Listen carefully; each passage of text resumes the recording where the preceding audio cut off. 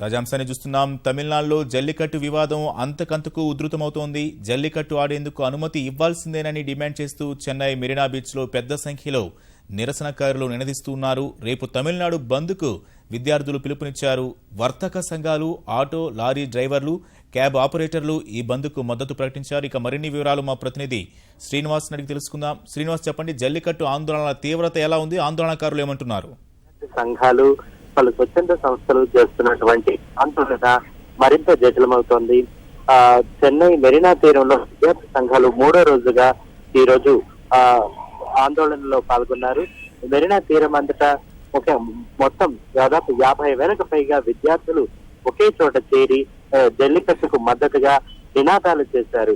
అలాగే అదే సమయంలో రాష్ట్ర ముఖ్యమంత్రి పన్నీర్ సెల్వం ఢిల్లీలో ప్రధానమంత్రి నరేంద్ర మోదీతో కలిసి జల్లికట్టుకి అత్యవసరాదేశం ఆర్డినెన్స్ తేవాలని, జల్లికట్టు నిర్వహించేందుకు వీలు కల్పిస్తూ అత్యవసరాదేశం తీసుకురావాలని అన్న డిమాండ్ ని ప్రధానమంత్రి ముందు ఉంచగా ఈ విషయంపై ఈ దశలో జోక్యం చేసుకునేందుకు కేంద్రం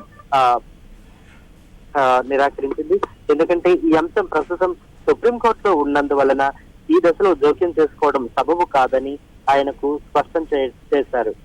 ఈ నేపథ్యంలో తమకు అనుకూలమైనటువంటి ప్రకటన వచ్చేంత వరకు తాము ఈ ఆందోళన కార్యక్రమాన్ని విరమించేది లేదని చెప్తూ విద్యార్థులు తమ ఆందోళన పదాన్ని ఇంకా వీడలేదు, ఇంకా ఆందోళన కొనసాగుతూనే ఉంది.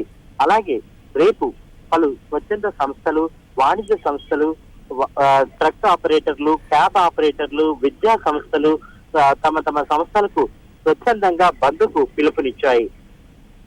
అలాగే తమిళనాడు సినిమా నటుల సంఘం రేపు తమ నిరసన జల్లికట్టుకు మద్దతుగా నిరసన దీక్షలు కూడా రేపు చేపట్టనున్నాయి. ధన్యవాదాలు శ్రీనివాస్.